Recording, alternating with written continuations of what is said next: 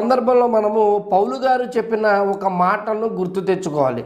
ఆ మాట ఏమిటంటే, అక్షరము చంపుతుంది, ఆత్మ జీవింపజేస్తుంది, ఆత్మ లైఫ్ ఇస్తుంది అన్న మాటను పౌలు గారు చెప్పటం జరిగింది.